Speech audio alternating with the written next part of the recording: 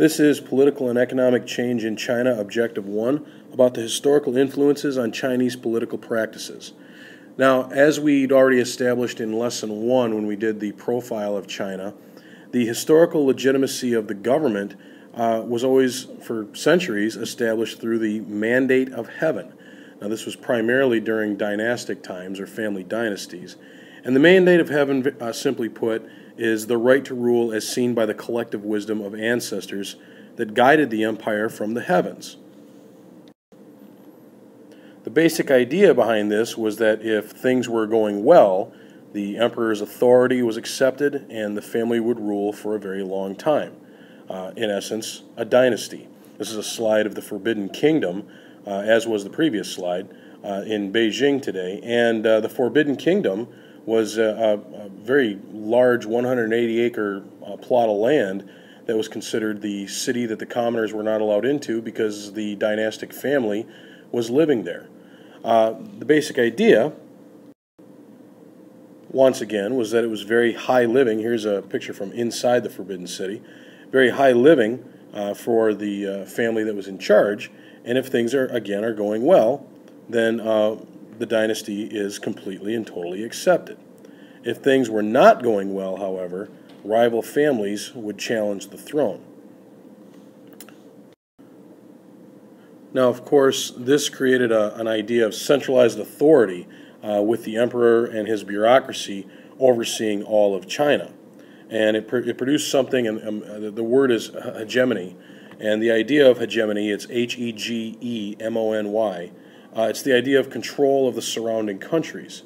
During the dynastic times in China, if you had centralized hegemony, then you were the emperor and your bureaucracy in control of all the countries and all that was around you. Now, the dynastic cycles in China are really a rotation of various families that seized power, grew strong, then declined, then someone else seized power, grew strong, then declined.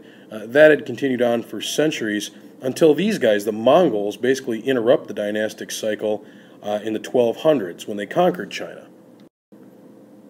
As we know, the Mongols created a fairly large dynasty, if you remember from Lesson 1, that spread all the way into areas of the Middle East and all the way into areas of Eastern Europe, Western Asia, however you want to say that. Okay? But eventually the Mongols' rule came to a close in 1368 when the Ming Dynasty recaptured China from the Mongols. That put the Han, as you should know, the Han Chinese, firmly back in control. Now, the Han control in the Ming Dynasty would last until around the 1600s, when the Manchu from the north come down and create the Qing, Qing, which also meant, and this is translated so I want you to jot this down, pure dynasty. And again, that's in the 1600s. Now, the Qing dynasty would end in the 20th century, early 20th century, when England, Germany, France, and Japan, as well as Russia, would carve China into various spheres of influence for economic reasons. You can see the various spheres if you look here. Here's the British sphere of influence that they wanted to have for economic purposes. The French sphere of influence is right here. Over here, the Germans got a little bit, the Japanese got a little bit, and the Russians got a fairly large amount. Now, these were all considered spheres of influence to promote economic purposes. In other words, colonies. The idea of getting raw materials from there and having the ability to sell products from there, or to there, I should say. Today in China, many historians still refer to these countries as the foreign devils for carving up their country into various spheres of influence. And they definitely referred to them as foreign devils back then. In terms of some of the historical legacies on the modern Chinese government, authoritarian power has always been a very big part of that. The idea that it was always a huge empire governed by an emperor and a small group of people around the emperor. The citizens were subjects of, not participants in their government. There's a big difference there. when you're subjected to somebody else's rule as opposed to being able to participate in the process itself. And throughout Chinese history, that has lasted to a degree, as has the idea that power is always going to be challenged. You know, even today, Chinese people a lot of times don't like the idea that they are subjects of and not participants in their government. The idea of political liberalization has really not reached China in a lot of ways, although economic liberalization has. More on that a little bit later. Another historical legacy on the modern Chinese government was the idea of Confucianism, as taught by the teacher of teachers, as he's referred to in China, Confucius. Now, Confucianism has shaped China's government since the 6th century BC by emphasizing the importance of order and harmony in general. Basically, Confucianism encouraged Chinese citizens to submit to the power of the emperor. Nowadays, they're not always willing to do that necessarily, but they still are expected to. It also promoted the idea of the emperor's responsibility to his people. You basically submit yourself to the power of the emperor, and the emperor, in turn, is supposed to care for his people the best that he can. Now, this is in one of these Confucius temples here. It kind of symbolizes the idea of Confucianism that still exists today and is seen in the communist belief of democratic centralism.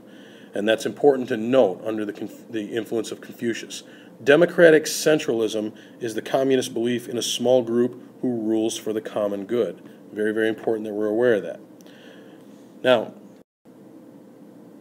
despite support for what amounts to social inequality, Confucianism does promote mutual respect among people of the different classes. Now, the current bureaucratic hierarchy that exists in China today is based on Confucian scholarship, the idea of a large separation between the quote-unquote uneducated masses and the Mandarin elite, the Mandarin-speaking Han elite. There is one other historical legacy on the modern Chinese government, and that's the idea of the quote-unquote Middle Kingdom, also known as Zhongguo, Z-H-O-N-G-G-U-O.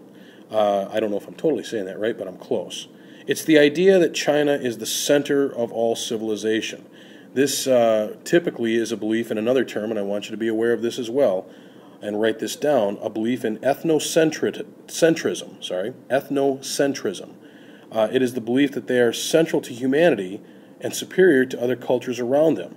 Now, this is an idea that it was particularly advanced with the Han Chinese. Traditionally, among the Han, foreigners have been seen as very uncivilized to the point of being barbarians, with civilizations inferior to China's in terms of power and ethics and quality of life. The Chinese have traditionally assumed other cultures really have nothing to offer them, and frankly, this notion has changed a bit today, but you can still see some of those ideas of ethnocentrism that exist in Chinese thinking. Okay, that's all for Objective 1. Thanks for listening.